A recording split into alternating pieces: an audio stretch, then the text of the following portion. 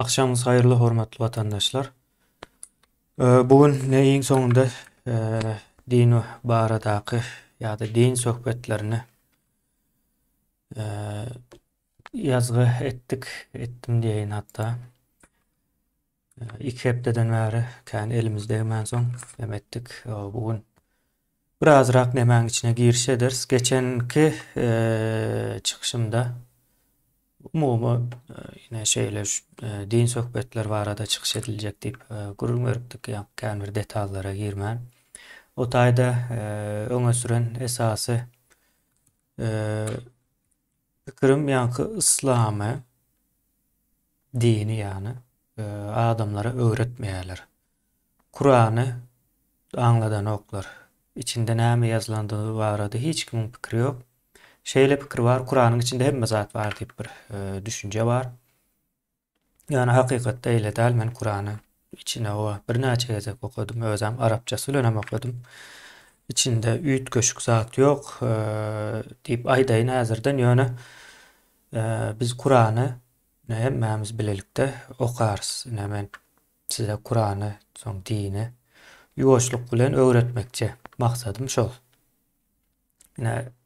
Mollalaryň, ýeşanlaryň, ýene-de başgalaryň, ýene-ýeneleriň öwretmedi, gizläp gelýän dine sömürmek üçin ulanýan dinini ildeşler düşündirmekçi. Türkmen dilinde belki birinjidir ýöne beýleki dillerde gatykän çeşme bardyr.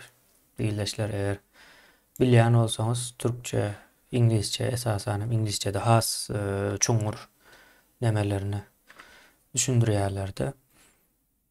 Şeýlerek bugünkü nemämize geçsek ildeşler şeýle bir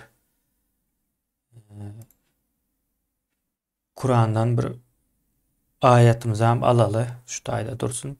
Bu ayeti okarys, soň içinden käbir zatlara ünüs bereriz. Indi men size Kur'an we islamyň kökleri nerden gelip çykdy, nädip çykdy, şo arada bugün birazrak demetjek bolýanda.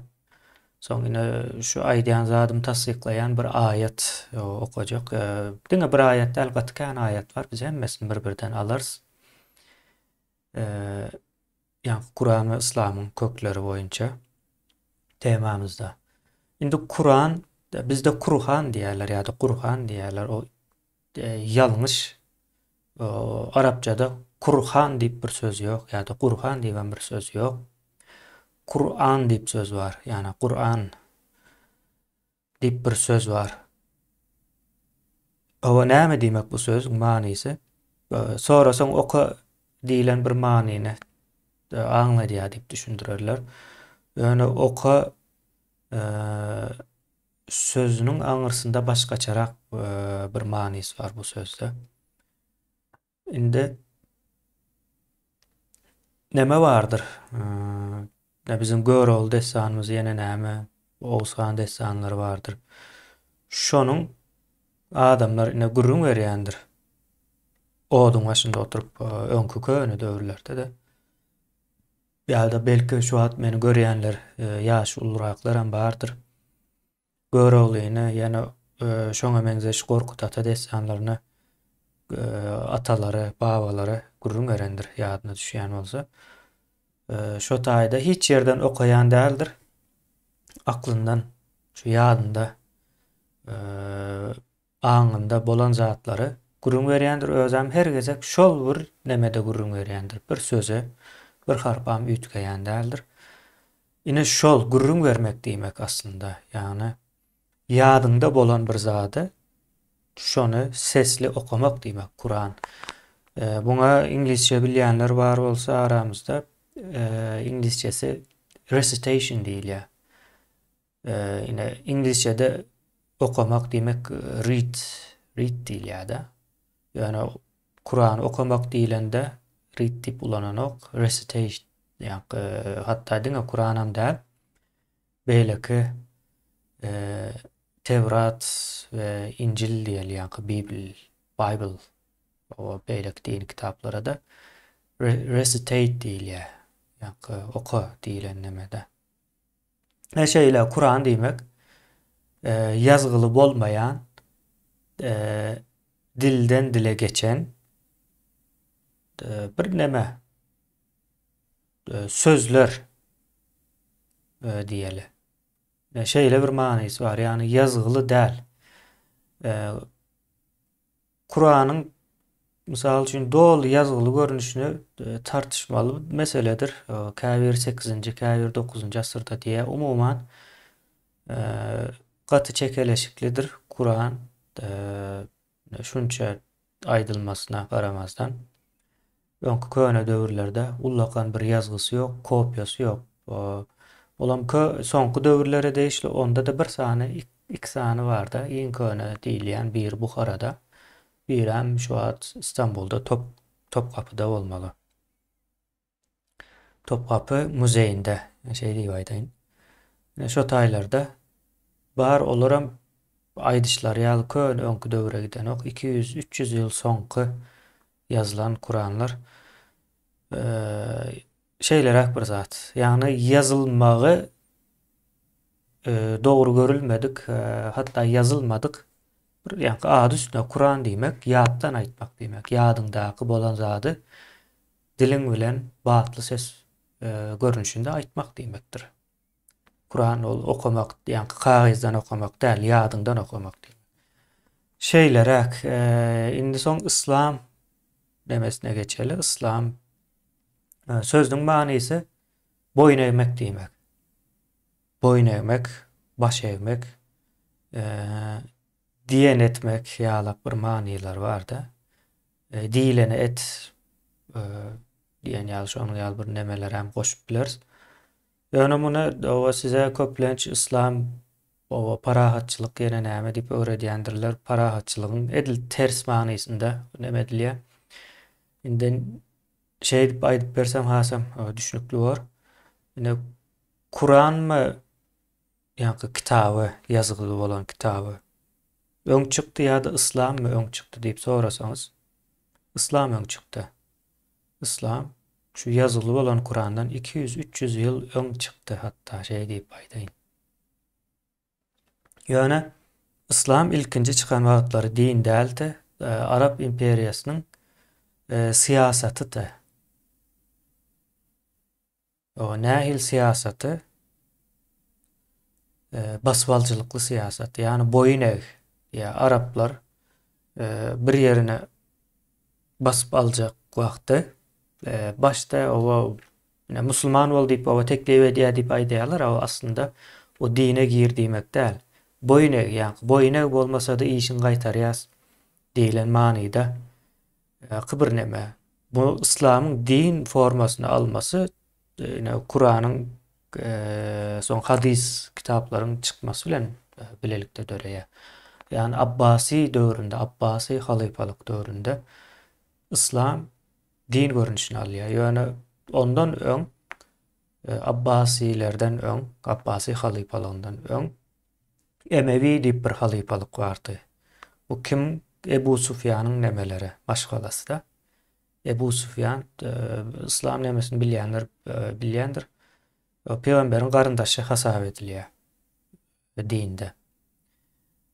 Şoň üçin hem Emevi diýmek kakasynyň doganlary diýmek. Ýani emmi diýip bir söz bar Arapçada. Kakasynyň dogany, ýani Türkiýedekiler amca diýýändir. O amcalar taýpasy diýmek aslında Emevi diýmek şeylerek bolýar. Üýt köşük nemesi ýok. Ve şey dip neme diýär, ýöne bir sorak sorarsyňyz, başda o näme üçin bu siýasy, basbalcylykly bir söz bolan bolsa soň näde diýine öwrildi diýip o sorak gelýändir aklyňyza belki. Eger o sorak gelýän bolsa aklyňyza dogry soraklar soraýansyz, bu soragy hemmek men soraýar. Men tarihçi demeleri, İslam tarihi bilen gyzyklanýan bir näçe tarihçiler izgiderli izarlayan olaram şeylere soraýardy. Siýasat çökenden soň inem pikir basbalcylykly siýasatyň çökýär. Çökmesiniň hem iki sebäbi bar. Biri basbal arealy ýer galanok, İkincisi özün güýçden gaçdyň. Hem güýçden gaçýan, basbalar ýaly täze yer ýok. Öňkü basbalan ýerleriň hem seniň diýenini etmän başlaýar araplaryň. Diýenini etmän başlaýar. Soň näme edersiň? Soň şol basyp alan jemgyýetleriň bardyr. Adamlar, halklar bardyr. Şolaryň hemmesiniň ýa-ni gerekli bir ýagdaýda bir düşünjäni ortaga goýup olary kontrol etmäne sığynanşarsyň. Ne İslamyň soň dini öwrülmesi şol. Näme diýerler? Biz İslam diýen wagtda ol boýnyň biz sizi öldürýäs diýmek däl, to ýa-ni Allah boýnyň, Allah gulluk edin diýip öwrülýär-de. Ýa-ni İslam, musulman Allah'nyň kulu, Allah kulçuluk eden adam diýmek diýip aýdýandyrlar. Ine şo taýdan gelýär. Öň araplara boýnyň diýilýän bolsa, araplar güýçden gaçan soň, yok bize däl Allah boýnyň diýýätik biz aslında diýip, soň nemesini üýtge diýerler.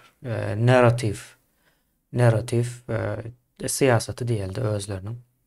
Şeýdip üýtge diýerler. Soň bir giden adamlar işleýär bunyň üstünde, ýa-ni dini döretmek üçin, ýa-ni dine öwürmek üçin, İslamy dine öwürmek üçin. Bir giden işler alyp barýarlar, soň muňa peýgamber gerek, muňa kitap gerek. Giredin. Näme üçin peýgamber hakyndaky kitaplar peýgamberden 200 ýyl soň ýazylyp başlanýar. Hadisi kitaplar vardır, hadis kitapları. Buhari, Ebu Davud, Tirmizi, soň ýene de şoňa benzeş bir jem 7 sany aýry-aýry adamlar kitap ýazýardy.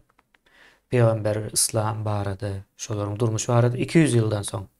Häzir ine seredin, orslaryň bizi basyp alanna entek 150 ýyl bolanokda. 150 ýyl bolmadyk bir wakany bilmek üçin siz ýola çyksaňyz nä derejede dogry näme alyp bilersiňiz bilgi.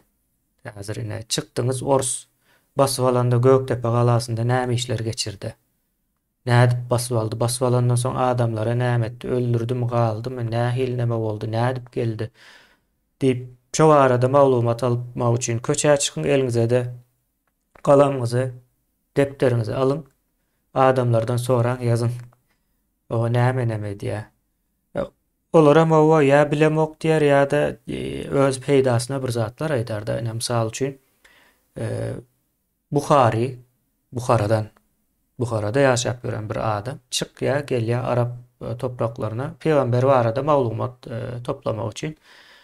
Ondan näme soraýar-da soň hurma barada hadisler bardyr. Hurmanyň şeýle peýdaly, eýle peýdaly, ýa-ni zähere, ondan soň jady diýýänim doga diýerler, jady doga şeýle bir zatlar bolmaly. Şolara garşy goraýandy barada bir giden hadis alarsyňyz. Indi men bu hadisiň hädip şeýle ortaga çykýanyny aýdyp bereýin. Ýa Buhari gidýär, bir hurma satyp duran bir arabyň ýanyna barýar. Ine men peýgamber hakynda o şeýle nemeler ýazýan, sen peýgamber barada näme bilýän diýip aýdýar. O arabam durýar. O bilýän zady ýok aslında. 200 ýyl geçipdir desä. Durýar da hurma iň peýdaly zat hurma diýip aýdardy peýgamber diýär. Sä öz hurma satýar da. Tüccar ýani täjir. Ene şo taýdan gelýär bu nemesi. Soň diýär o hurmany bir erti bir akşam ýen adama hiç bir zäher, hiç bir jady doga täsir etmez diýip aýdýar we şeýdibem kitaba geçýär. Bundan marsyňyz kitapda, ýani Buhari'nin hadis kitabında şo zat bar. Ine şeýdip geçýär. Her kim öz peýdasyny, öz nemesini bir zatlar aýdypdyr, jemlenipdir. Sä aradan 200 ýyl geçipdir ýyldaşlar. 200 ýyl geçen bir wakany özem öňkü döwürde häzirki ýaly bir telefon, video, ses ýazgy, surat ýene näme alma mümkinçiligi ýok. Ýa-ni 1400 ýani 1500 ýyla dogry gidýär-de ýa. Öňkü bolan wakalar. Şeýdip deme diýerler. Soň neme dini şeýdip ýuwaşlyk bilen döre diýerler. Ine kitap kitabı nem etmeli. Men de çılşırımlı girecek dal mesela dinleyen adamlar her türlü nemede de bilim derecesi var, düşünce derecesi var. Çılşırımlaştırmak gatı isleyen, gurrun verer ýaly gatykan zat var bu meseleler boýunça men özüm üstünde köp ýyllardan bäri pikirlenip kitaplaryny okap demedi ýa-da şu wagt häzir gurrun berýän zatlarymyň hemmesi İslam çeşmelerinde. İslam çeşmelerindäki nemeleri el alýan, onuň daşyndakyları we giýremzok. Daşyndakyları o kän gerem däl İslamyň öz çeşmeleri hem yetip artýa düşündirmek üçin demänim. O şey edip din döretmäne karar berýärler. O indi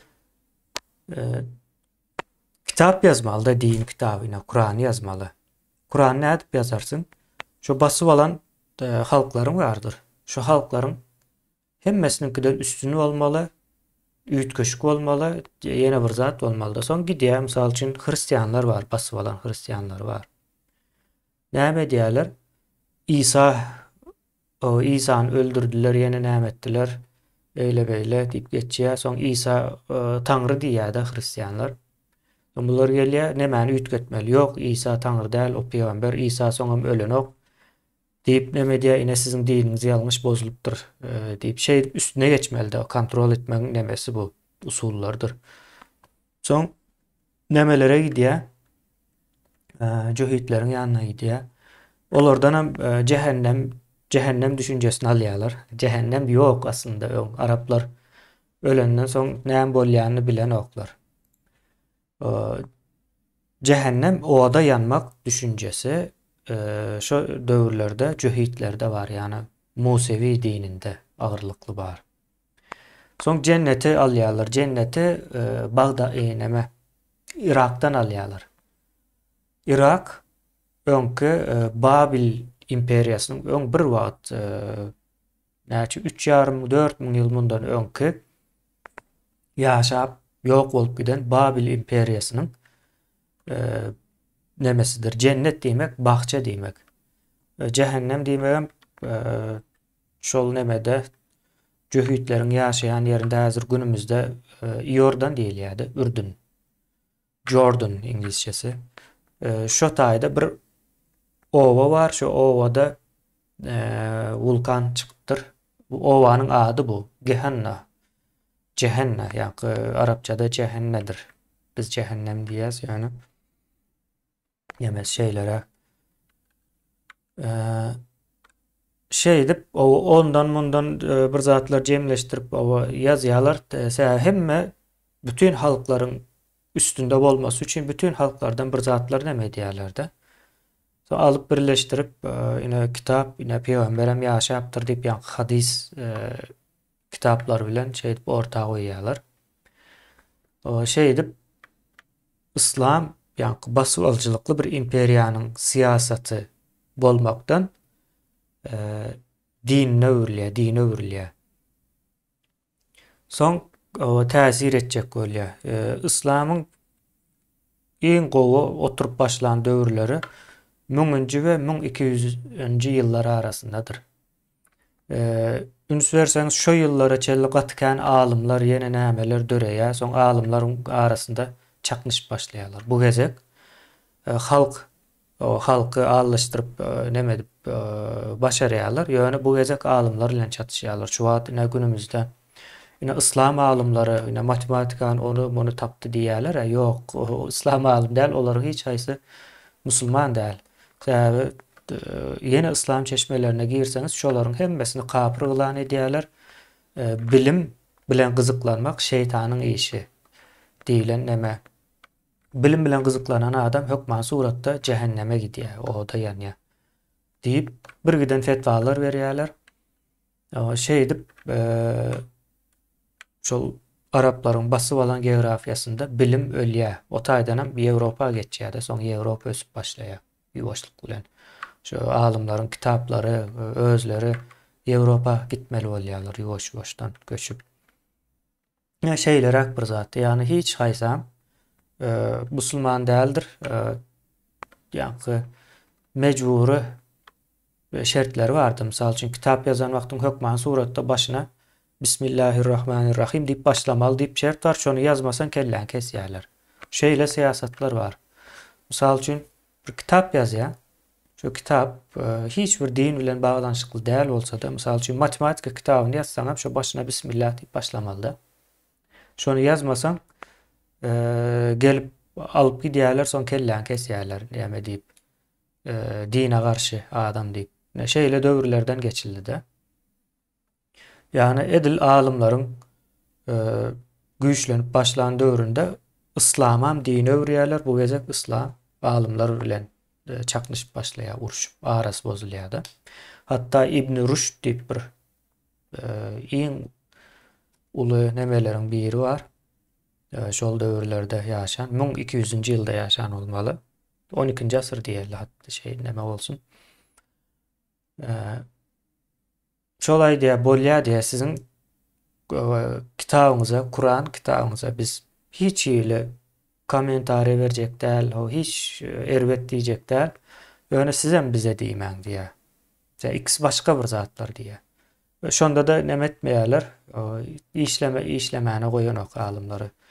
Şeýle kynçylykly döwürlerden geçdi. Ýene netijesinde günümüzü görün, o wansdan nähil bolsa ýa-da ýene Siriya, Irak, şu Müslüman yurtları, Pakistan alın, yine Arabam däl, Müslüman da. Hemmesinde de şol problemalar bardır. Nämeti geçen Pakistan'da bir adam bir profesora, üniversitenin profesorun neme dipdirler, korkuzup zorlap şu Darwin'in teoriyası, yani teoriya diýmek aslında bilim diýmek, yani bilimde teoriya hakykata iň ýakyn bir zat diýmek, yani günümizde hakykat ýaly bir neme de o teoriya diýende biziň nemeler başgaça düşünýär, o manyda däl. Bilimde teoriya hakykata ýakyndyr. Hipotez entek bir pikirden ibaratdyr. O birinji pikir döreýär, soňça pikiri suwut edip bilen wagtyň teoriýa öwrülýär. Ýani suwut edilen diýmek aslında. Suwut edilen bir mesele teoriýa diýilýär. Sebäbi näme üçin? Bilimde hiç haçan nokat goýulmaýar da. Nokat goýulsa o başga mesele bolardy. Elmide ama täze nemeler döreýär. Ine o şeýlerek bir ýagdaýda nemäni şu professory Darwin'in teoriýasy ýalňyş, Kur'an dogryny aýdýar diýip şey çykyş etdirdiler-de. Geç, ýani täzelikde bolan bolsa iki hepde bolandyr. Men pikir ediň şol ösýär, ine şol Darwin'in teoriýasyny kabul etmesem nämeler bolýar? Birinciden medisina ortadan ýitýär. Siziň dermanlaryňyz nemäňiz. Soň ine operasiýa edilýändir. Körüçege, yeni näme eýle beýle bu zatlarym gidýär. Soň genetik hassalyklar gidýär, ýani bejerip bilmeýäňiz. Rak kesellerini bejerip bilmeýäňiz. Biriniň aýagy gopsa şoňa ýani neme robot aýak protez şu zatlara çel takyp bilýäňiz ýok-da. Ýa-da aýdaly ine pomidor ekýäňizde öň ekilen pomidorlardan 1 kilo alýan bolsaňyz, şuňky ekilen pomidorlardan 10 kilo alyp bilýäňizde. Bu zatlaryň hemmesini aňyrsynda Darwin'in teoriýasy ýatandyr. Entek aýtmadym, bir näçe nemeler bar-da. Ne şeýlerek ine Pakistan dosoň nädip ösýärmiş. Pakistany bir görüň, internetde ýerin Pakistany gezýän youtuberlar bardyr. Onu taparsınız, görün nähil ýaşaýarlar, nähil adamlar. Ne şeýlerek ýagdaý. Indi meniň şu aýdan nemäme kän uzatjak däl. Ine islam diýmek öň baswalçylyk siýasatynyň adaty araplaryň soň dine öwrüldi diýdim. Indi şonuň nemeleri Kur'anda da, hadis kitaplarında da we beýleki ýene näme sözlerde de geçýär. Häzir size Kur'andan bir ayet ekranda durda şu an En'am suresi 104. ayet olmalı. Şimdi okuyup vereyim ben size yine Arapçasıyla okuyayım. Kur'an'a göre tercüme etmek, sonra tefsir etmek, tefsir diyelim. Nemedaki tefsir fevlen ayrılandır. Tefsir açıklamak da yine näme diyecek olupdur. Aslında diyecek olmak değil. Yani şu zatlar haramdır. Kur'an'ın özü yazıyor bu zatlar. Olar ham son vaktin gelmesi bilen görkezeriz. Yani hemen size şunun için Arapçasını okuyup Arapçasından göne sözme söz tercüme et verecek.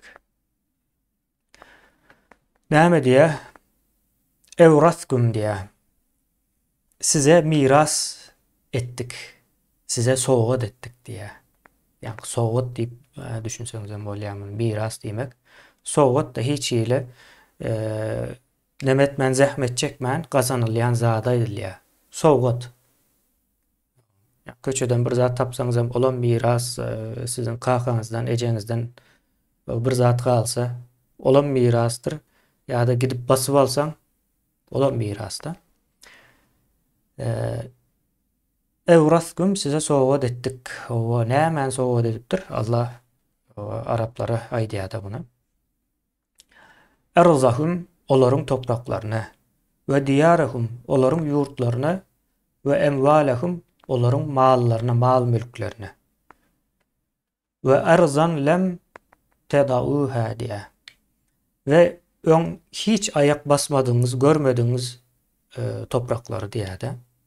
Yani yine Oğuzların toprağına çelli gelýärler basıp almak üçin. Bir giden gırgınçylyk edýärler. 40 000'dan köp adam öldürüp ýa-ni erkeklerden öldürüp cesetlerini asyp bizim ata-babalarymız ýa-ni öldürýärler. Cesetlerini gaýalardan, agaçlardan asyp şo töweregiň hemme halkynyň gözüni odun almak üçin birinji gırgınçylyk edýärler, izinden hem cesetler asyp çüýretip goýýarlar da Araplar. Tarihe girip nemezseniz bu zatlaryň hemmesini okuyup bilersiňiz. Yine şol bizim ata-babalarymyzyň topraklaryna baryp Hazar deňiziniň eme tarapy da ýa Gündoğur tarapyna baryp şo taýda gırgınçylyk edýärler de. Şol hiç ayak basmadığı topraklar bolýar da. Şol zatlar göz öňüne tutmaý diýär bu aýat.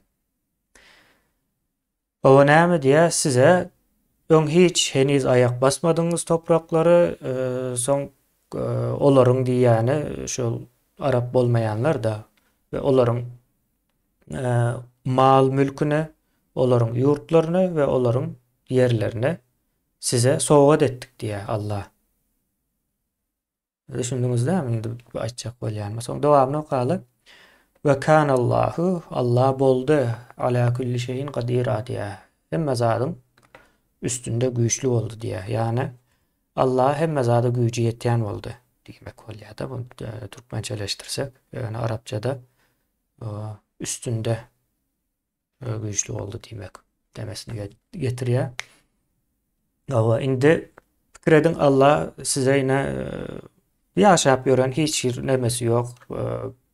Cemiyet var çoğun gidiýäňiz, basyp alýaňyz o yerine mal mülkün mal diýilende aýallar içindedir munuň. Onam ýadyňyzdan çykarmaň. Öýlerine şol aýallaryny soň şu mal hal nämes bar bolsa şolaryň hemmesini size soğut etdik diýär-de. Baryp basyp al bermeli diýär. O güýjüň getirip basyp al bermeli diýär. Bu bir diňe bir san nemesi. Şuňa meňzeş aýatlar gatykän, hadisleriň içinde de gatykän neme bar. Yani İslam ilk çıkan wagtynda din däldi. İlk çıkan wagtynda Arap siýasatydy. Basyvalçylyk siýasaty diýmek. Yani boyun eň. Müslim diýmek boyun egen diýmek. Boyun egen bol ýoksa sen talarys diýär-de. Indi boyun egsen nähil bolýar, onu aýdyp bereýin. Boyun egenler hem bardy arasynda käbir nemeler. Olar boyun egýär, soň bir giden salgyt ýazyp gidýärler olara. Soň eýen bir ýylyň içinde boyun egmedikden hem has erwet ýagdaýa düşýärler-de. Soň olaryň erkeklerini esker edip bulanýarlar, gul edýärler, pul ýetmän şey edip hemme zadyny sömürýärler, ýa-ni imperiýa. O imperiya diye şu nemesinde geliyor. Yine Kur'an'da o size bir tane ayet okuyup verdim. Bundan sonralarda da yine Kur'an ve İslam'ın kökleri var arada bir gurrun ederiz. Yine ayetlerin üstüyle. Hadislerden belki bir kısansını çıkarıp biliriz. Yani bizim esas nememiz bu tayda Kur'an'ın içinde näme yazılıyor? Kur'an'ın özü bilen İslam'ı şu Arap nemesini siyasetine düşündürmek şol döwürüm. O günümüzde yine güýje etse yine de derler. Şeylere son yine üstüne bir kızat koşacak. Indi şuna misal Cöhütlerin yaşayan yerleri vardı. Günümüzün Medine diýilen şäheri. Şo taýda da gatgan Cöhüt yaşaýar. Hatta adı Cöhütlerin şäheri bolan üçin adı Yathrib. Yathrib nemäniň Medine'nin asıl adı. Araplar basyp alandan soň Medine dip at goýýardy. Şäher dip. Oň şäher görmedik bir millet. İlkinji basyp alan şäherler şol Medine Araplarym. Nemede ýakyn dip aýdaýyn men. Ýakynlaň soň düşündirer näme üçin ýakyn bolýanyny. Yani Araplar Yasrib diýilen şähere gelýärler. Soň şo taýyny basyp alýarlar. Soň şo töwerekdäki Cöhütlerini hemmesini öldürüp sürgün edip ýok etip berýärler. Mysal üçin ýok edilenleriň arasynda Hayber galasy bardyr. Cöhütler ýaşaýar. Şolary erkeklerini ýanky nemede İslam'ın öz çeşmelerinde aýtmagyna görä 600 bilen 900 arasynda erkegi öldürýärler. Bir kiçijek gala bir tire dip pikirediň ýaşap gören Cöhütler. Gidýärler basyp alýarlar. Soň şol neme tiranyň başlygy barda. Başı diýeli. Şoňa da hazynaň direde diýip oňa gaty neme diýerlerdi. Ýa her türlü zorluklary zulüm edýärler şol aýtdyrjak bolup hazynaň ýerdediğini. Soň hazynany aýtmaýa şol neme çeşmeler boýunça aýtmaýa soň öldürýär hemme erkeklerini öldürýär. Aýallaryna şo taýda gul gyrna edip alýar da soň ine Maria bolmaly o Maria dip şol tiranyň şo Cöhüt tiranyň ýa Hayber nemeli galasyndaky yo näme şu Beni Kurayza mı näme mi? Hazır neme ýazma şo nokta sebäp bir näçe Cöhüt şo şähere ýakyn Cöhütlerin hemmesini ırgynçylyk eden üçin. Soň Maria dip aýaly bar şol nemäniň şo tiranyň başynyň. Soň ona baba peýgamber özüne şo ýerde özem aýaly edip alýar. Ýöne Kur'ana göre başga bir ýeriniň aýalyny özüň aýaly edip aljak bolsaň 3 aý garaşdyrmaly. Aýrylşan bir aýal 3 aý garaşmaly. Kur'anda ýa Talak suresi 4-nji aýatda geçýär bu zatlar. Peýgamber Kur'ana da boyun eýen ok. Bir görseň şeýlere İslam üýtgeçik bir din. Şey dip o daş dörekdäki nemeleri dargadyp tozdurýar ine şu ayet şona aýdýar size olaryň yerini, malyny, mülküni size sowgat etdik diýär. Başga bir ýeriň, başga ýaşap gören asuda öz başyna ýaşap gören şey dip bular Müsire çelligi diýerler.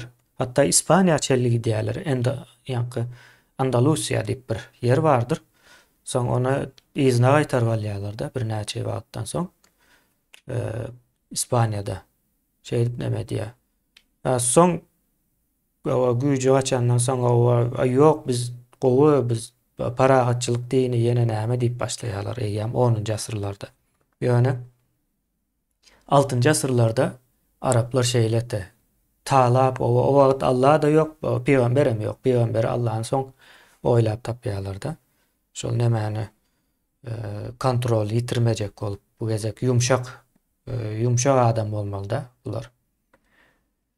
Şeylerek iyileşler men o köp uzatmayın. Köp uzatsam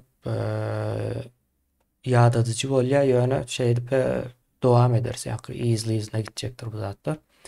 Ine Kur'anam şeýdip o içinde näme ýazýandygyny ýoşluk bilen oba görersiňiz. Videolary hökman suratda paýlaşyň. Başga hiç ýerde hiç bir molla işan bu zatlar size öwretmez. Hatta men medresede okudum ýa-da şu taýlarda öwrendim. Ýa olar köp zat öwreden okýany.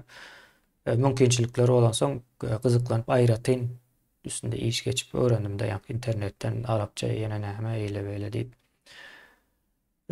Şo taýda da öwreden oklar.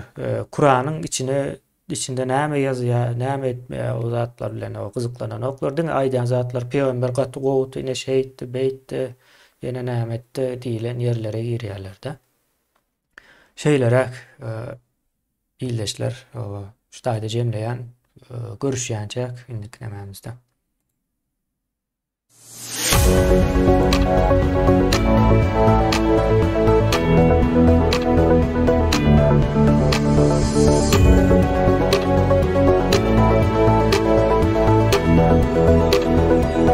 Thank you.